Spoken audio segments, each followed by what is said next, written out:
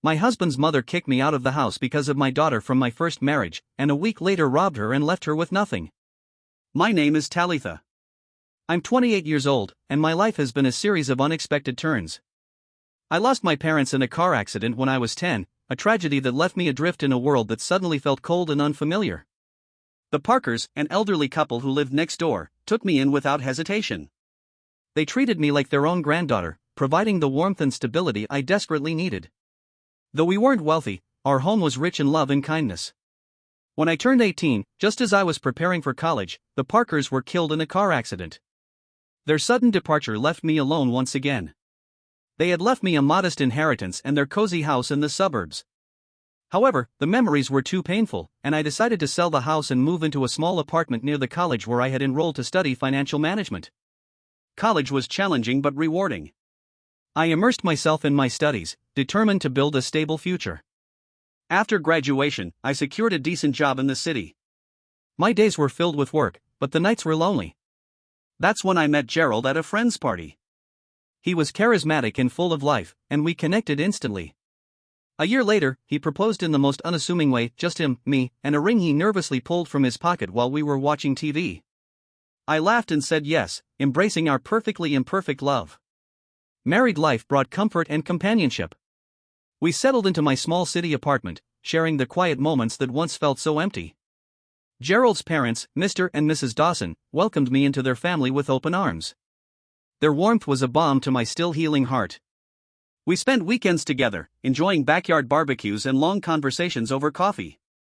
Life felt good, simple, and honest. Then, Gerald received a job offer that required him to be out of state for a year. It was a fantastic opportunity for his career, but the timing was unfortunate. Shortly after he left, Mr. Dawson's health declined rapidly. Mrs. Dawson called me in distress, asking for help. Without hesitation, I packed a bag and moved into their home to assist with daily tasks and provide support. I managed the cooking and cleaning while Mrs. Dawson focused on caring for her husband. In the evenings, I sat by Mr. Dawson's side, reading his favorite classics aloud. On good days, he would whisper, "Thank you, Talitha," his voice a faint echo of its former strength. I would squeeze his hand and reply, "It's my pleasure, really." One afternoon, while I was preparing dinner, Mrs. Dawson sat down at the kitchen table, looking weary. "Talitha, I don't know how to say this, but we're in a bit of a bind," she began, nervously wringing her hands. Mr. Dawson was the main earner, and with him like this. I put down the knife and gave her my full attention. "We're strapped, honey. I hate to even ask, but could you consider renting out your apartment? It might help us get through this tough spot," she said, looking down, clearly embarrassed. I didn't hesitate. "Of course, Mrs. Dawson. I'll get on it right away," I said firmly, trying to ease her burden. I rented out my apartment quickly and transferred the rental income to Mrs. Dawson each month, along with money for groceries and bills. The commute to my job in the city became a nightmare, but I kept reminding myself that family sticks together.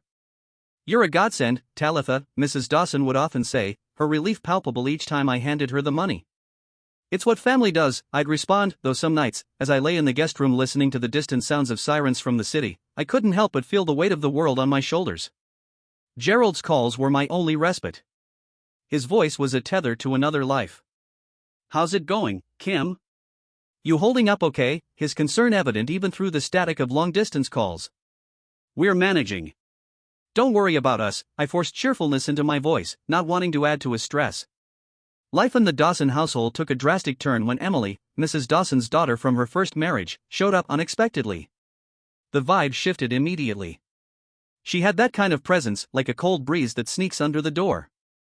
I never really knew Emily well, but I'd heard enough from Gerald and even glimpsed her frosty relationship with Mr. and Mrs. Dawson during brief, tense visits. My days had already stretched thin, juggling a long commute to work and caring for Mr. and Mrs. Dawson, who was now bedridden and fading fast. Emily's arrival, however, added a whole new layer of tension. It was clear she was here to stay, making herself at home as if she owned the place. One evening, after a particularly grueling day, Mr. Dawson beckoned me to his side with a weak gesture. His voice was a hoarse whisper, strained and urgent. "Talitha, you need to watch out for Emily. She's a very bad person," he said, the gravity in his tone pulling a knot tight in my stomach. "I understand, Mr. Dawson. I'll be careful," I promised, though I wasn't exactly sure what I was promising against. True to Mr. Dawson's warning, Emily wasted no time establishing her new regime. The first sign was when I found her in the kitchen one morning, her presence like a storm cloud over the breakfast nook. "Just so we're clear, I'm not here to play housemaid or chef for anyone," she declared, her tone sharp as she sipped her coffee, eyeing me like I was an intruder in her mother's kitchen. I was taken aback but managed to keep my cool. "Okay, Emily. I've been handling things so far, and I can keep at it," I said, trying to keep the peace. "Good, because I don't plan on lifting a finger."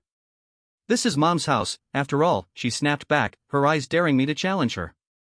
From that day on, Emily made sure her presence was felt and not in a good way. She ordered takeout just for herself and her mother, leaving their empty boxes on the table for me to clean up. Her disdain wasn't subtle, and it stung. But I swallowed the bitterness because Mr. and Mrs. Dawson needed peace. "Talitha, why don't you sit and eat with us tonight?" Mrs. Dawson asked one evening, a rare moment of old warmth in her voice. Before I could respond, Emily cut in sharply. "Mom, Talitha has been busy all day." "She probably prefers eating later," she said, her words coated with fake concern. The message was clear, I wasn't welcome. The days grew heavier, my chores doubling as Emily's entitlement filled every corner of the house. I heard her at night, whispering with her mother, turning her against me with poisonous words. Mrs. Dawson, once so kind and understanding, started to change too.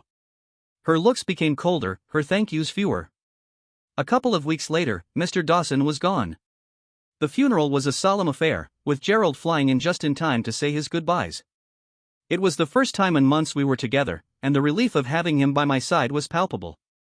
Yet, amidst the mourning, I noticed the air had shifted significantly at the Dawson residence. Emily was on her best behavior, treating everyone with forced politeness. "How's everything been while I've been gone?" Gerald asked me quietly during a brief moment we had alone after the service. "Everything's been fine," I said, forcing a smile that felt brittle. Gerald's eyes searched my face, concern etched in every line of his brow. "You sure? You look like you've been through a lot," he said gently. I gave a small nod, not trusting myself to speak the truth. This wasn't the time or place for revelations. He was grieving, and I couldn't bring myself to add to his burden. But beneath the surface, the pressure was building, quietly, like steam under a sealed lid. After Gerald left to return to work, Emily's mask came off. Her carefully curated civility vanished. The Dawson house transformed overnight. Mrs. Dawson, now deep in grief, seemed to lean further into Emily's influence, absorbing her daughter's bitterness like a sponge. "Don't forget to mop the kitchen after dinner," Emily barked one night, not even bothering to meet my eyes. "I'm already on it," I said quietly, not wanting to escalate the tension. "You're just sitting on your hands here, aren't you?" Mrs. Dawson snapped the next evening, her voice sharp as cracked porcelain. "I'm doing my best," I replied, trying to keep my tone level. "Best? That's laughable. You're freeloading, Talitha." The words hit harder than I expected. I swallowed the hurt, reminding myself of the countless hours I worked, the rent I had sent, the promises I had made. I wasn't here for praise, but being cast as a parasite after everything I had sacrificed began to hollow me out from the inside. Emily continued her campaign of dominance. She'd waltz into my room unannounced, open drawers, rifle through my things as though they were hers. One afternoon, seeking peace, I retreated to the garden. That's when I found my box, tucked behind the hedges like a discarded relic. Inside, my wristwatch, a pair of earrings, even my old college graduation ring. A few feet away, several of my dresses were strewn across a bush, caught in the branches like forgotten flags. I clenched the box to my chest and stormed into the house. Emily was sprawled on the living room couch, flipping through television channels like a queen on her throne. "What is this?" I demanded, voice trembling. "You threw out my belongings?" Emily didn't even flinch. "You live here? Really? You're just a guest." "Not even that. You're nothing, Talitha. You're a burden." I turned to Mrs. Dawson, who had just entered the room, hoping for some defense, some scrap of the kindness she once showed me. Instead, her eyes were steely. "This is Emily's house now. Maybe it's time you found somewhere else to live." Her words stunned me into silence. I stood there, heart thudding against my ribs, clutching a box of the pieces they had tried to erase. My home, my stability, my sacrifices, dismissed like an unwanted guest overstaying their welcome. Still, I stayed. For a while. Because of the promise. Because Mr. Dawson had looked at me with eyes full of trust and asked me to protect his wife. Because I believed in honoring my word. Even as the walls grew colder and the air thicker with resentment, I tried to hold on. But Emily was relentless. "What does my brother even see in you?" she said one night as I passed her in the hallway, her voice low but sharp. "He could have done so much better." I ignored her, as I had so many times before. But the seed of weariness she had planted months ago had begun to grow roots. One Thursday evening, as I returned early from work, I paused at the front door. The voices inside were raised, not in grief or confusion, but in calculation. "We need to get her to sign over the apartment," Emily hissed. "She's not that naive," Mrs. Dawson replied. "She knows it's her only income. Then I'll make her believe it's the right thing. Once she hands it over, we'll finally have what we deserve." I froze. The air turned heavy, oppressive. My hands started to shake. They weren't just pushing me out emotionally anymore, they were planning to rob me of everything. That night, I packed quietly. Essentials only. My laptop, documents, a few changes of clothes. I wrote a note to Gerald explaining where I was going, leaving out the ugliest details for now. I left through the back gate and took a taxi to the train station. As the city lights faded from view, I sat rigid in my seat, watching the darkened countryside roll past. Questions swirled in my mind like autumn leaves in a windstorm. Would Gerald understand? Would he believe me, or think I had just abandoned his family? When I arrived at his apartment, suitcase in hand, he opened the door with surprise and concern flooding his face. "Talitha? What's going on?" I had to leave," I said softly. He ushered me in, sat me on the couch, and knelt before me. "Tell me everything." And I did. Slowly, carefully. From the moment Emily arrived, to the whispers, the undermining, the betrayal. The moment I heard them scheming to take what little security I had left. Gerald's expression darkened with every word. When I finished, he stood up, pacing, fists clenched. "I can't believe my mother and sister would do this. Why didn't you tell me sooner?" "I didn't want to trouble you. You had so much going on." "That's not your job, Talitha. You're my wife. I should have been there for you." I looked down at my hands, ashamed. "No more," he said, pulling out his phone. "What are you doing?" "Calling my mother. This ends now." I watched as he spoke to Mrs. Dawson. His tone was composed but firm, every word a wall, every sentence a boundary. He gave her a choice: treat me with dignity, or be cut off from our support. Her response was heated, but Gerald stood his ground. "If you can't respect Talitha, then you've lost both of us," he said and hung up. When he turned back to me, the storm in his eyes had softened. "You're not alone anymore." And for the first time in a long while, I believed it. The days following that phone call were quiet, but the silence was comforting. Gerald and I spent our time rediscovering each other, talking about how we had drifted under the weight of unspoken stress, how easily distance can stretch more than miles. It didn't take long before we fell into a rhythm, not just as a couple but as a unit determined to protect what we had rebuilt. My job agreed to a remote arrangement. Gerald converted a corner of our living room into a makeshift office, painting the wall a soft olive green because he said it was a calming color. We made small plans. Groceries, shared chores, a proper morning coffee ritual. After so much emotional chaos, even the simplest things felt profound. About a week later, a phone call shattered that peace. It was Mrs. Dawson. "Talitha, I haven't received the monthly transfer," she said sharply, as though we had just spoken the day before, as though nothing had happened. I blinked, stunned. Her nerve was staggering. "I'm sorry," I said evenly, "but I can't continue sending money after everything that happened." "Don't be dramatic. You know how much we depend on that." In the background, I heard Emily's unmistakable voice, clipped and venomous. "Make her send it, mother. She owes us." I took a slow, deep breath. Emily called me a parasite. "You stood by while I was humiliated in your home after I sacrificed everything to be there. I'm not sending another dollar. I'm done." There was a long pause. "But we're family," Mrs. Dawson said, her voice now almost pleading. "No," I replied, steady and clear. "Family doesn't treat each other that way." I hung up before she could respond. My hands shook a little, but there was no regret, only clarity. Gerald, who had overheard most of it, wrapped his arms around me as I sat back on the couch. I'm proud of you, he said quietly. You did the right thing. His support gave me the strength to let go of the guilt that had lingered far too long. Just as we began to feel stable again, life handed us something unexpected, something beautiful. I was pregnant. The news hit us like sunlight after a storm.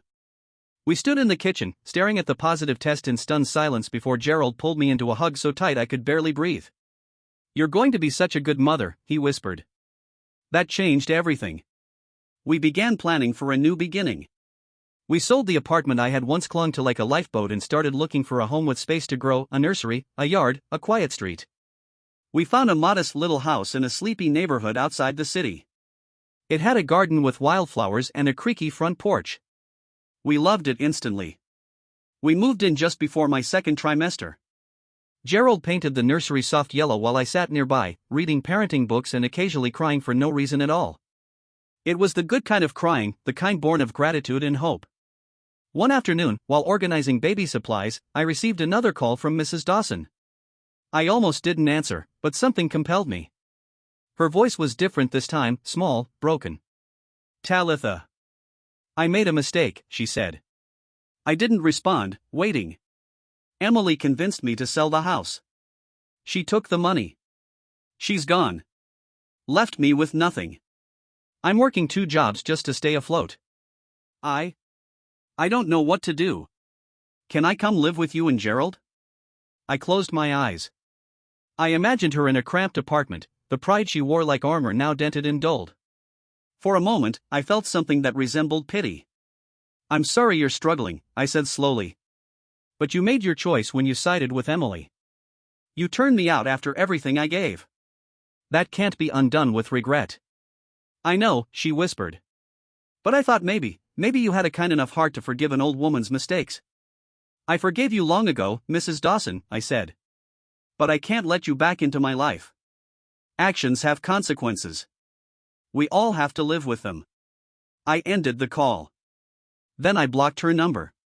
And I didn't cry. Instead, I sat in the nursery, rubbing the curve of my belly, thinking about the future, about the family Gerald and I were creating from the ashes of old wounds. Weeks passed. We put down roots. Gerald grilled in the backyard on weekends. I grew tomatoes in a little planter box. The baby's crib stood ready under a window that caught the morning light just right. Then, one day, as I skimmed the local newspaper while sipping tea, a headline stopped me cold. Former local woman arrested for multi-state fraud scheme. There she was, Emily. Handcuffed. Pale. Defeated. I called Gerald into the room, holding up the paper. You need to see this. He read the article in silence. When he looked up, his face was unreadable. Justice, he said finally. It wasn't joy we felt, not quite. It was a strange kind of closure. A turning of the page. Word filtered to us later through a mutual acquaintance. Mrs. Dawson was renting a single room above a laundromat. Her income barely covered essentials. Emily had drained what little was left and disappeared without a trace. Did you hear about your mom? A friend asked Gerald at a neighborhood barbecue. He nodded, flipping the burgers with a calm I envied. I did. That's rough. She made her bed, Gerald said simply. Now she has to lie in it. And that was the end of the conversation. No bitterness, just reality. As the sun set over our backyard, Gerald leaned in close and kissed my temple. You did the impossible, Talitha. You stayed kind in a cruel world. I squeezed his hand and looked at the life we had built together. And for once, I didn't feel like a survivor. I felt whole. The day we brought Clara home was overcast, but inside our small house, there was a radiance I had never felt before. Clara was born with a soft wail and wide, curious eyes. Holding her for the first time, I wept not because of fear or pain, but because I had never loved anyone so instantly, so completely. Gerald held her like she was made of glass and whispered, "She's perfect," as though saying it might wake him from a dream. And maybe it was a dream, one we had built together, plank by plank, out of broken pieces. Clara changed everything. Sleepless nights became our new normal, but even in exhaustion, we found joy. Her first smile erased weeks of bleary eyes and bottle washing. Her tiny fingers curled around ours, binding us together in a bond stronger than any vow. Gerald threw himself into fatherhood. He read bedtime stories with voices and sound effects, took midnight shifts without complaint, and added lullabies to his playlist of classic blues. Watching him with Clara filled the spaces in me that even I didn't know were empty. As we navigated this new chapter, the past remained a distant echo. The calls stopped. The shadows that once loomed so large now felt like fading outlines. Until one chilly afternoon in early spring. I was walking Clara through the park when I noticed a woman sitting alone on a bench. Her coat was worn thin, her shoes scuffed and uneven. She was staring at the ground, hands shaking slightly. I almost walked past her until she looked up. It was Mrs. Dawson. For a moment, we just stared at each other, the wind carrying the years between us. "Talitha," she said, her voice barely audible. I tightened my grip on the stroller. "I didn't expect to see you," I said, careful to keep my tone neutral. She gave a weak, bitter laugh. "No one does anymore." Clara cooed softly, her tiny eyes scanning the trees above. Mrs. Dawson watched her for a moment, something unspoken flickering in her gaze. "She's beautiful." "She is." A pause. "I wasn't a good mother-in-law," she said finally. "Or a good mother, for that matter." I didn't respond. There was nothing left to argue, no old wounds to reopen. Some things were just truths. I live 3 blocks away now. Small place. Shared kitchen. Shared everything, really. She looked away. "Emily, she hasn't contacted me in months. I don't even know where she is anymore." I wasn't surprised. The kind of person Emily had chosen to be left little room for loyalty. "I'm sorry for how things turned out," I said quietly. Her eyes glistened. "Do you think there's ever a way back? From being so wrong?" I considered her question carefully. The part of me that had grown hard from pain wanted to say no.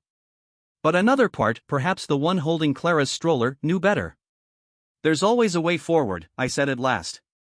"But not always a way back." She nodded, slowly. "I think I understand." We didn't say goodbye. I simply turned and continued pushing Clara down the path, the sound of her little shoes tapping against the footrest the only rhythm I needed. When I told Gerald about it that night, he listened in silence. Then he reached for my hand across the dinner table. "I think you gave her more than she deserved," he said. "Maybe. But I gave her what I needed to say." We continued living quietly. Clara grew quickly, faster than I was prepared for. Her first word was light, and I remember thinking how perfect that was. She was the light that had drawn us out of the darkness. I planted wildflowers in the front garden every spring. They grew in untidy clumps, much like our life, imperfect, colorful, resilient. Neighbors waved when they walked by. Clara made friends. Gerald started teaching music lessons on weekends. One evening, after Clara had gone to bed, Gerald found me sitting in the living room, staring out the window. "Everything okay?" he asked. I was just thinking how strange it is how something so broken can become something whole.